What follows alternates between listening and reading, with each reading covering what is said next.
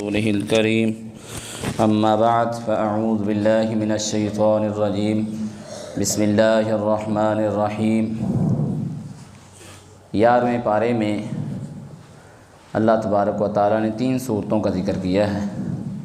سورہ توبہ کا ایک آخری حصہ، سورہ یونس اور سورہ ہود کا آغاز۔ تو گزشتہ درس میں سورہ توبہ کے حوالے سے گفتگو ہوئی، تو آج سورہ یونس کے حوالے سے گفتگو کرتے ہیں۔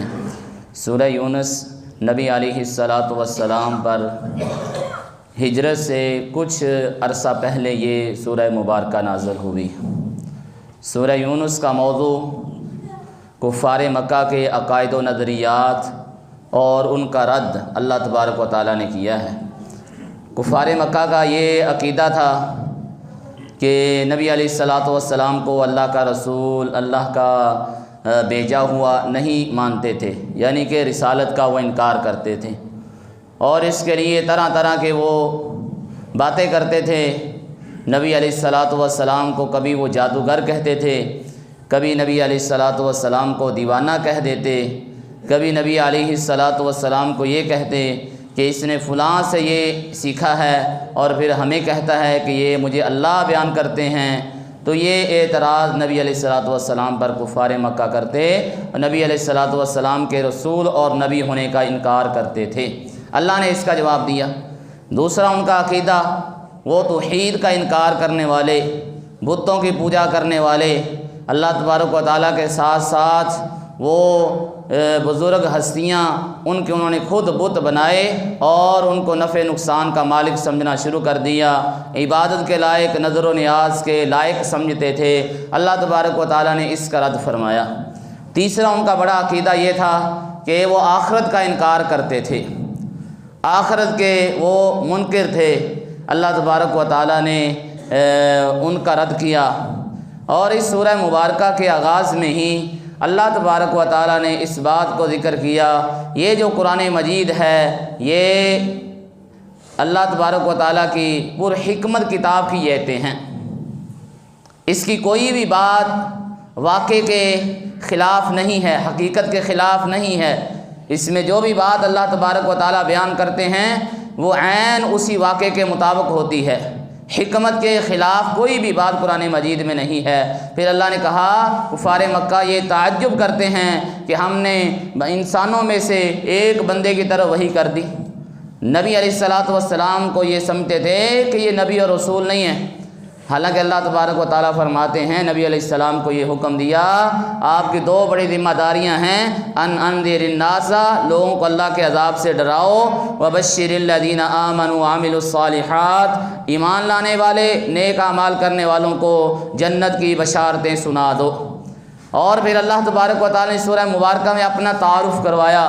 رب وہ ہے جس نے آسمان کو بنایا، زمین کو بنایا، وہ عرش پر مستوی ہے، وہ سارے نظام کی تدبیر کرنے والا ہے۔ اللہ تبارک و تعالیٰ کی اجازت کے بغیر کوئی اس کی سامنے کسی کی سفارش نہیں کر سکتا، اور اسی کی طرف تم سب نے لوٹ کے جانا ہے۔ اس نے ہی مخلوق کو پیدا کیا ہے، وہی دوبارہ اس کو فوت کرے گا۔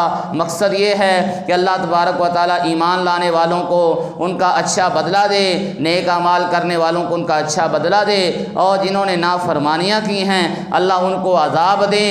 اور اللہ وہ ہے جس نے سورج کو ضیاء بنایا، بڑا روشن چراغ بنایا، اور چاند کو جس نے روشنی دینے والا بنایا، جس نے چاند اور سورج کی منزلیں طے کی بنائیں۔ اللہ تبارک و تعالیٰ نے چاند کی اللہ تبارک و تعالیٰ نے 29 یا 30 منزلیں بنائیں، وہ مکمل کر کے وہ پھر دوبارہ نئے مہینے کے آغاز میں طلوع ہوتا ہے، جبکہ سورج روزانہ اپنی ایک منزل طے کرتا ہے، مشرق سے نکلتا ہے، مغرب میں جا غروب ہوتا ہے، روزانہ کی بنیاد پر وہ اپنی ایک منزل طے کر رہا ہے۔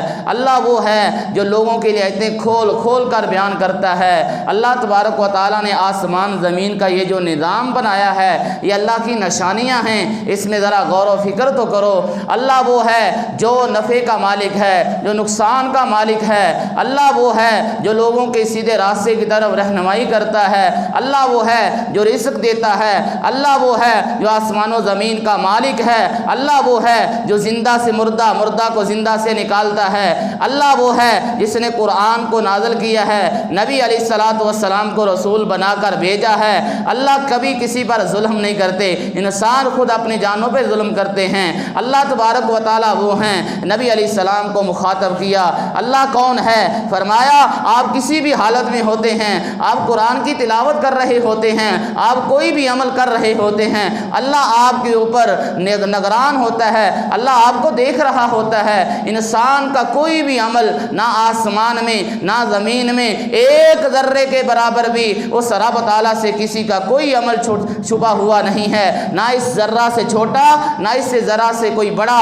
کوئی بھی عمل انسان کرتا ہے رب تعالیٰ اس کو دیکھ رہے ہیں. اللہ کے بڑے دوست بھی ہیں. اللہ کے دوست کون ہیں؟ اللہ کے دوست ایمان والے ہیں, اللہ سے ڈرنے والے ہیں, اللہ ان کو خوشخبریاں سناتے ہیں. اللہ کون ہے؟ جو کچھ آسمان میں ہے, جو کچھ زمین میں ہے, وہ اللہ کے لیے ہے.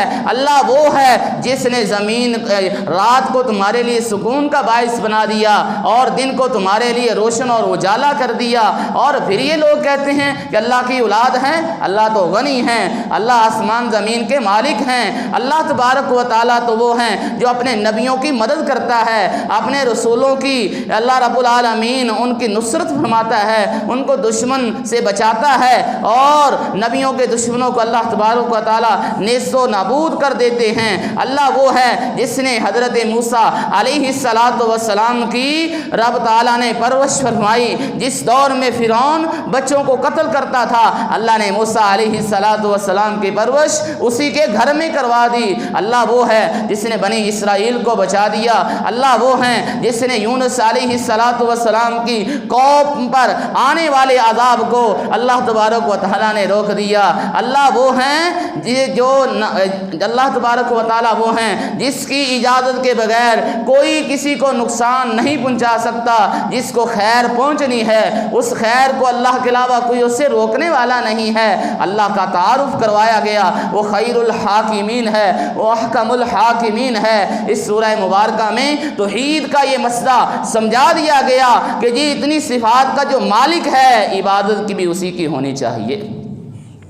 اس کے بعد اللہ کے رسول صلی اللہ علیہ وسلم کے بارے میں کفار یہ کہتے تھے یہ جادوگر ہے. اللہ نے فرمایا نہیں, ہم نے اس پر قرآن کو نازل کیا ہے, یہ تمہیں اللہ کے عذاب سے ڈراتا ہے, نیکی کرنے پر تمہیں خوشخبریاں سناتا ہے. اور کفار مکہ اللہ تبارک و تعالیٰ سے بات بات پر یہ کہتے اگر یہ نبی سچا ہے تو پھر اللہ ہمارے اوپر عذاب کو نازل کیوں نہیں کر دیتے.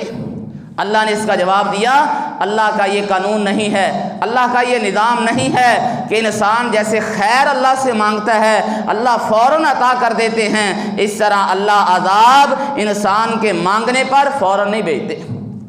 اگر ایسا ہو جائے جیسے انسان پیسہ اللہ سے مانگتا ہے, روپے اللہ سے مانگتا ہے, مال اللہ سے مانگتا ہے نا, اللہ فوراً عطا کرتے ہیں.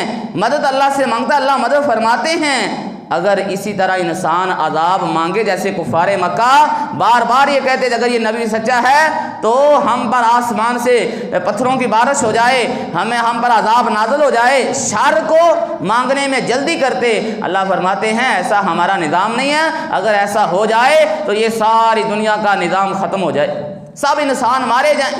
جتنی یہاں پر نافرمانیاں ہوتی ہیں اللہ کا عذاب آ جائے, نہیں, اللہ نے انسان کے لیے آخرت میں عذاب رکھا ہے اس کے لیے جو اللہ تبارک و تعالیٰ کو چیلنج کرتا ہے, اللہ کی نافرمانی کرتا ہے. اور پھر انسان کی کیفیت کو اللہ نے ذکر کیا, مصیبت آئے, پریشانی آئے, پھر یہ پہلو کے بل کھڑے ہو کر لیٹ کر اللہ کو پکارتا ہے. جو ہی اس انسان سے اللہ تکلیف کو دور کرتے ہیں وہ انہی کاموں میں لگ جاتا ہے جس میں پہلے لگا ہوا تھا. یہ انسان کی کیفیت ہے. بیماری آ جائے اللہ محفوظ رکھے تو انسان نماز ہی پڑھتا ہے, پھر یہ نیکی کے کام کرتا ہے, صدقہ خیرات کرتا ہے, لوگوں کو کھانے کھلاتا ہے, لوگوں کو کہتا ہے مجھے معاف کر دینا, اور طرح طرح کے کام کرتا ہے. جب اللہ کو پکارتا ہے اللہ یہ مصیبت چلی جائے, یہ عذاب چلا جائے تو میں یہ کروں گا, میں یہ کروں گا, اللہ بخیل سے اس کے ذریعے سے مال نکلواتے ہیں. اور جو ہی یہ پریشانیوں سے اللہ نکال دیتے ہیں تو پھر وہیں بغاوتیں، وہیں سرکشیاں، وہیں اللہ کے عذاب اور اللہ کی نافرمانی میں لگ جاتا ہے۔ پھر اللہ تبارک و تعالیٰ نے کفار مکہ یہ سمجھتے یہ جو بت ہے نا یہ نفع کے مالک ہیں، نقصان پہنچا سکتے ہیں، جیسے کہ ہمارے بعض احباب کا یہ عقیدہ اور نظریہ ہے کہ بزرگوں کی بات نہ مانی تو یہ نقصان کر دیں گے۔ یہ نظریہ باطل نظریہ ہے، یہ کفار مکہ کا یہ نظریہ تھا۔ اللہ تبارک و تعالیٰ نے اس کا رد فرمایا، اور اللہ نے اس سورہ مبارکہ میں ایک بات یہ بھی ذکر کی ہے، کفار مکہ مصیبت آنے پر، عذاب میں مبتلا ہو جانے پر وہ خالص اللہ کو پکارتے تھے۔ یہ اس کشتیوں میں سفر کرتے تھے، جب کشتی پھنس جاتی، عذاب آنے لگتا، دعوا اللہ مخلصین لہ الدین، خالص اللہ کو پکارتے۔ اس آیت کریمہ کے بارے میں آتا ہے کہ اکرمہ رضی اللہ تعالی عنہ، ابو جہل کے بیٹے، نبی علیہ السلام نے اعلان کر دیا فتح مکہ کے موقع پر، جہاں بھی اکرمہ مل جائے اس کو قتل کر دیا جائے، اس کے گناہ اور نافرمانیاں اتنی زیادہ ہیں کہ اس کو زندہ رہنے کا کوئی وقت اس کو حاصل نہیں ہے موقع کہ یہ زندہ رہے۔ تو نکلے، کشتی میں سوار ہوئے، عذاب اللہ کی طرف سے آ گیا۔ کشتی کا ملح کہتا ہے محمد صلی اللہ علیہ وسلم کے رب کو پکارو، آج وہی تمہیں بلائے، وہ یہاں سے عذاب سے نجات دے گا۔ تو اکرمہ نے سوچا اسی سے تو میں بھاگ کے جا رہا ہوں، اس کے رب کو تو میں مانتا نہیں ہوں، اس کے نبی کو تو میں مانتا نہیں ہوں، محمد صلی اللہ علیہ وسلم کو تو میں مانتا نہیں ہوں، ان سے بچنے کے لیے تو میں نکلا ہوں۔ کہا واپس چلو، نبی علیہ السلام کے پاس آئے، اسلام قبول کیا۔ نبی علیہ السلام نے ان کے اسلام کو آپ نے پسند فرمایا، اور اکرمہ رضی اللہ تعالیٰ عنہ پھر اللہ کے راستے میں لڑے، شہید ہوئے، عظیم مرتبہ حاصل کیا۔ یہ مصیبت آنے پر، پریشانیوں میں وہ صرف اللہ کو پکارتے تھے۔ جو ہی اللہ نجات دیتے تھے کہتے تھے یہ فلاں بزرگ کی کرنی ہے، یہ فلاں بت نے ہمیں بچایا ہے، یہ حبل نے بچایا ہے، یہ لات اور منات اور عزا نے ہمیں بچایا ہے۔ جیسے کہ اللہ اولاد عطا کرتے، یہ بھی انسان کی کیفیت سورۃ الاعراف میں اللہ نے ذکر دی۔ اللہ سے اولادیں مانگتا ہے، اللہ اولاد عطا کر دیتے ہیں۔ جب اولاد مل جاتی ہے تو فرماتا ہے کہ یہ تو لال شہباز نے دیا ہے، یہ تو غریب نواز نے دیا ہے، یہ تو فرید الدین نے دیا ہے، یہ تو علی اجویری نے دیا ہے، یہ تو فلاں بزرگ کی ہم پر مہربانی ہو گئی ہے۔ شرک شروع کر دیتا ہے، اللہ کی نعمتوں کی نسبت اللہ کے غیر کی طرف کرنا شروع کر دیتا ہے۔ کامیابی یہ میری محنت سے ملی ہے، جبکہ کامیابیاں اللہ عطا کرتے ہیں۔ اللہ تبارک و تعالیٰ نے کفار مکہ سے کہا پوچھو ان سے، اللہ کے نبی صلی اللہ علیہ وسلم سے کہا پوچھو ان سے تمہیں رزق کون دیتا ہے، کانوں کا مالک کون ہے، آنکھوں کا مالک کون ہے، زندہ کو مردہ، مردہ سے زندہ کو کون نکالتا ہے، زمین کا نظام کون چلاتا ہے، آسمان کا نظام کون چلاتا ہے، وہ سب مانتے تھے اللہ ہی چلاتا ہے۔ تو فرمایا عبادت پھر اس اللہ کی کیوں نہیں کرتے؟ جب سب کچھ اللہ کرتا ہے تو عبادت اس کی کیوں کر نہیں؟ پھر اللہ تبارک و تعالیٰ نے اس سورہ مبارکہ کے آخر میں ایک بڑی عظیم و شان آیت کریمہ نازل فرمائی۔ قرآن کی ہر آیت ہی بڑی اہم ہے، وقت نہیں ہوتا کہ ہم اس پورے سورت، پورے سپارے کا خلاصہ بیان کریں، چند مضامین ہی بیان کرتے ہیں۔ تو اللہ تبارک و تعالیٰ نے فرمایا وَإِن يَمْسَسْكَ اللَّهُ بِضُرٍّ فَلَا كَاشِفَ لَهُ إِلَّا هُوَ، اللہ کسی کو تکلیف پہنچا دیں، اس تکلیف کو اس بندے سے کوئی دور نہیں کر سکتا مگر اللہ ہی دور کرتے ہیں۔ کوئی بھی نقصان ہونا ہے وہ اللہ کی طرف سے ہے، کوئی دوسرا کسی کا نقصان نہیں کر سکتا، اللہ کے اذن سے یہ کام ہوتا ہے۔ اور کوئی خیر جس کو اللہ پہنچا دیں اس سے اس فضل کو، اس خیر کو کوئی دور نہیں کر سکتا، چھین نہیں سکتا۔ یہ وہ نظریہ ہے، انسان یہ سمجھے وہی ہونا ہے جو اللہ تبارک و تعالیٰ کو منظور ہے۔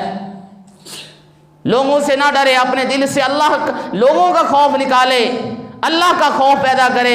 عذاب آنا ہے اللہ کی طرف سے، نقصان ہونا ہے تو اللہ کی طرف سے، خیر ملنی ہے، فضل ملنا ہے اللہ کی طرف سے۔ پھر پیارے پیغمبر علیہ السلام کو حکم ہوا وَاتَّبِعْ مَا يُوحَىٰ إِلَيْكَ وَاصْبِرْ حَتَّىٰ يَحْكُمَ اللَّهُ، آپ اس چیز کی پیروی کیجئے جو رب تعالیٰ نے نازل کیا ہے، اور صبر کیجئے اللہ کے حکم اور فیصلے کے آنے تک، اور اللہ بہترین فیصلے کرنے والا ہے۔ وَمَا تَوْفِيقِي إِلَّا بِاللَّهِ۔